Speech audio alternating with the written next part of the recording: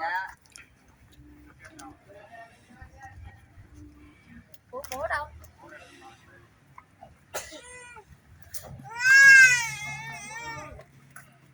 Hả tiếng